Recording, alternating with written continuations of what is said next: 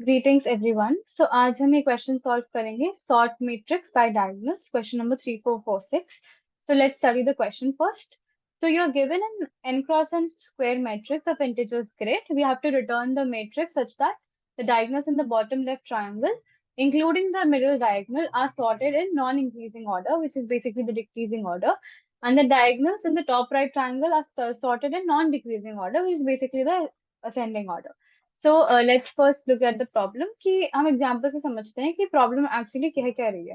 So here we have the input grid. इसमें हमें 173 982 4 5 6 हमारा इनपुट ग्रिड है और हमें प्रॉब्लम के अकॉर्डिंग हमें आउटपुट ग्रिड प्रेजेंट करनी है, जिसमें जो हमारा टॉप ऑफ द ट्राइंगल है वो सॉर्टेड है इन असेंडिंग ऑर्डर, एंड हमारा बॉटम ट्राइंगल है इंक्लूडिंग द मिडल डायगोनल, वो हमारा डिसेंडिंग ऑर्डर में सॉर्टेड है।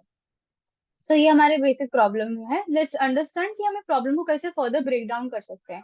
तो जैसे अभी हमने देखा कि हमें अपर ट्रायंगल को अलग से डील करना है, लोअर ट्रायंगल को अलग से डील करना है, बट इसे डील करने के लिए हमें पहले डायगोनल एलिमेंट्स एक्सट्रैक्ट करने होंगे। तो first step to solve this problem will be to extract the diagonal elements। अब जब हमारे पास डायगोनल एलिमेंट्स आ गए हैं तो हमारा सेकंड स्टेप क्या होगा? सिंपली सॉर्ट करना अकॉर्डिंग टू जो भी हमारी कंडीशंस दी हुई हैं, उसके हिसाब से हमें एलिमेंट सॉर्ट करने हैं। Sorting the elements according to the condition, that is either in ascending order or descending order. And the next step will be to place these elements, placing the elements back in the grid। बस ये 3 steps में हमारा ये problem easily solve हो जाएगा। तो first step is to extract the diagonals. हम सारे स्टेप्स एक एक करके टैकल करते हैं। हाँ, सो जैसे हम देख सकते हैं यहाँ पे हमारे पास एक एम्प्टी ग्रिड है, हम डेमोन्स्ट्रेशन के लिए बनाएंगे। सो यहाँ पे अगर हम देखेंगे तो हमारे जो अपर ट्रायंगल में डायगोनल्स आएंगे वो है ये वाला डायगोनल, ये वाला डायगोनल,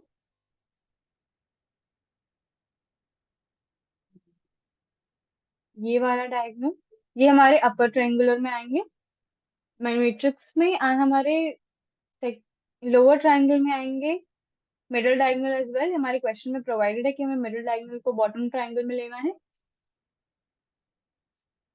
ये वाला भी, this one and this one. Yes, तो हमारे पास अभी क्लियर डेमोन्स्ट्रेशन है कि हमारा अपर ट्रायंगल क्या है और लोअर ट्रायंगल क्या है। So now let's see diagonal elements extract कैसे होंगे।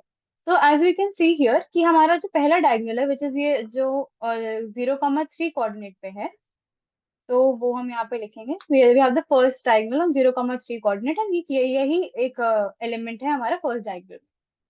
सेकेंड डायगोनल में अगर हम देखेंगे तो सेकेंड डायगोनल में if I see we have 0,2 and we have 1,2।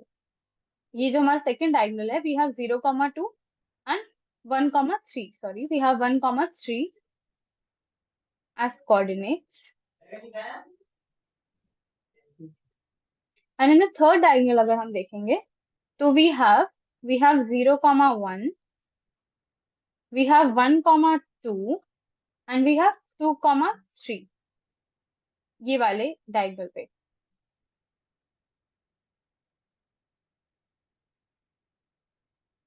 तो जैसे कि हम देख सकते हैं कि जैसे जैसे हम डायगोनल को प्रोसेस कर रहे हैं, every element we are moving forward is we are incrementing हमारा X value as well and Y value as well to reach the next value. जैसे यहाँ पे हमने रो इंडेक्स पे +1 किया तो हमें 1 मिला, एंड देन हमें कॉलम इंडेक्स पे +1 किया तो हमें 2 मिला। सो इसी वे में हमें हमारे सारे डायगोनल एलिमेंट्स मिल रहे हैं।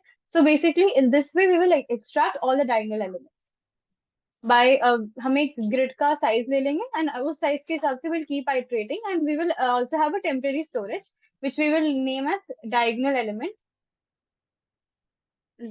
एलिमेंट्स। एक टेम्परेरी स्टोरेज वेक्टर बनाएंगे जिसमें हम हमारे सारे एलिमेंट्स स्टोर करेंगे। तो इससे क्या होगा, इससे हमारा first part of the problem solve हो जाती है, which is extracting diagonal elements. अब हमारी सॉर्टिंग की तरफ अगर हम बढ़ते हैं तो हम देखते हैं कि वो हम कैसे करेंगे। सो now let's have a look here. जैसे कि हम देख सकते हैं यहाँ पे, अगर हम इंडेक्सेस की बात करें तो हमारा जो कॉलम इंडेक्स है वो for the upper triangular matrix वो चेंज हो रहा है। तो हम उसमें देख रहे हैं कि for zeroth column index and zeroth row index तो हमारा मिडिल डायगोनल पे लाई कर रहा है, तो that will be a part of the bottom triangle. So for the upper triangle we will process it in a way that we have let's say the index is set to be I. So I हमारा होगा जी 1 to n-1, ये होगा हमारी i की values for the upper triangular matrix. So for this what we can do is, क्योंकि हमें determine करना पड़ेगा कि या तो हमें इंक्रीजिंग ऑर्डर में इसे सॉर्ट करना है या तो हमें डिक्रीजिंग ऑर्डर में। सो हम एक फंक्शन कॉल कर सकते हैं, फंक्शन कॉल जो हमारा ग्रिड लेगा, जो हमारा स्टार्टिंग इंडेक्स लेगा, जो इस केस में होगा आई, नहीं हमारा स्टार्टिंग इंडेक्स होगा 0, एंड और हमारा एंडिंग इंडेक्स लेगा Y for the column index लेगा, सॉरी, तो वो होगा I, and then we will have the boolean value. अगर वैल्यू ट्रू है, इसे हम एक फ्लैग वेरिएबल की तरह कंसिडर कर सकते हैं कि अगर वैल्यू ट्रू है तो हम इसे इंक्रीजिंग ऑर्डर में सॉर्ट करेंगे, अगर वैल्यू फॉल्स है तो हम इसे डिक्रीजिंग ऑर्डर में सॉर्ट करेंगे। And for similarly for the bottom triangle हम क्या करेंगे, हम यहाँ पे देखेंगे एक बार कि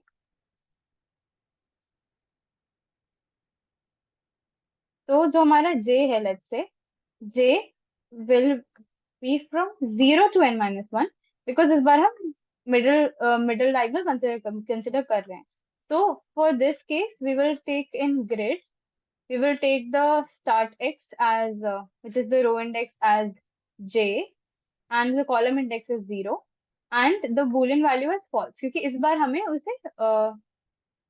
हमें उसे इन डिक्रीजिंग ऑर्डर वो करना है। जैसे हम यहाँ पे देख सकते हैं वी हैव डिक्रीजिंग ऑर्डर पे 861 प्रेजेंटेड, यहाँ पे 186। ओके, सो या सो मूविंग ऑन, यहाँ पे हमने ये सीख लिया कि हम सॉर्ट कैसे करेंगे एलिमेंट्स। तो बेसिकली हम फंक्शन करेंगे, and according to the Boolean flag value, अगर वो ट्रू है तो इंक्रीजिंग में सॉर्ट होगा, अगर फॉल्स है तो वो डिक्रीजिंग में सॉर्ट होगा। So once this sorting is done, हमें सिंपली एलिमेंट्स को हमारे जो डायगोनल एलिमेंट्स में पुश बैक करना है, जो हमारा टेम्पररी स्टोरेज हमने बनाया था उसमें हम एलिमेंट्स अपडेट करेंगे, and after updating we will simply place the elements back in the grid. तो ये है हमारा एंटायर अप्रोच। हम इस बार एक बार इसका कोड भी देख लेते हैं। यस, तो दिस इज द कोड। तो इस कोड में आप देखेंगे तो वी हैव दैट, जो मैंने फंक्शन कॉल बताया था, we have that function defined here which is called sort diagonal, जहाँ पे हम ग्रिड ले रहे हैं, हम एक स्टार्ट इंडेक्स ले रहे हैं, start x which is basically the row index, and start y ले रहे हैं which is basically the column index, and then we have this boolean value जो इंक्रीजिंग डिक्रीजिंग हमें बताएगी कैसे हमें सॉर्ट करना है। सो हमने एक्स एंड वाई को में start x and start y initialize किया है, देन वी हैव एन जहाँ पे हम ग्रिड का साइज स्टोर कर रहे हैं। देन स्टेप 1 आता है हमारा, जो था एलिमेंट्स एक्सट्रैक्ट करना अलोंग द डायगोनल। तो उसके लिए हमने एक सिंपल वाइल लूप चलाया है, एंड एक डायगोनल एलिमेंट्स जो हमारा टेम्पररी स्टोरेज बनाया था हमने टॉप पे, उसमें हमने एलिमेंट्स पुश बैक किए हैं ग्रिड के, एंड देन हमने एक्स एंड वाई को कंटिन्यूअसली इंक्रीमेंट किया है, एंड उस हिसाब से हमें एलिमेंट्स स्टोर किए हैं। Next we have the step 2 which is sorting the extracted diagonal element. तो सिंपली हमने, अगर इंक्रीजिंग हमारा फ्लैग ट्रू था तो हमने उसे इंक्रीजिंग ऑर्डर में सॉर्ट किया है, अगर हमारा फॉल्स था तो वो हमने डिक्रीजिंग ऑर्डर में सॉर्ट किया है। एंड देन हमारा स्टेप 3 था कि सॉर्टेड एलिमेंट्स को वापस मैट्रिक्स में पुश करना।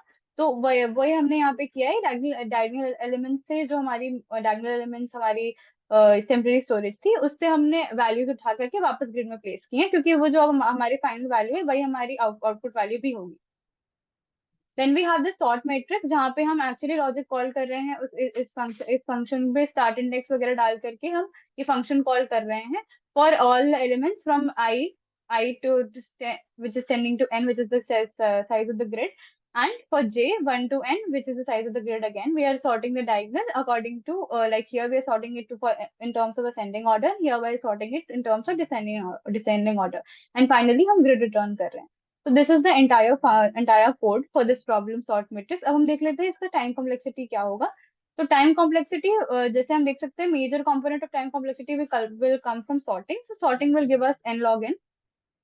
एंड बाकी हम देखेंगे अगर, तो हमारे पास एक्सट्रैक्ट एलिमेंट्स एक्सट्रैक्ट करने का टाइम कॉम्प्लेक्सिटी लीनियर होगा, बिग ऑफ n, एंड वापस elements back to the matrix रखने का भी हमारा होगा बिग O ऑफ n। तो इस पर्टिकुलर फंक्शन से जो हमारी टाइम कॉम्प्लेक्सिटी अचीव हो रही है वो है n log n। And for the next for the next function we have here, it will be it will the function will be called for every diagonal। so it the final time complexity जो हमारी आएगी, जो हमारी final time complexity आएगी, that will be big O of n square log n। And अगर हम space complexity की बात करें तो हमारी final space complexity will be big O of n, क्योंकि हमने इन प्लेस सॉर्टिंग भी करी थी एंड बस हमने एक टेम्परेरी स्टोरेज लिया था डायगोनल एलिमेंट्स का। So this is the entire solution for the problem, including the final time complexity and space complexity. Thank you.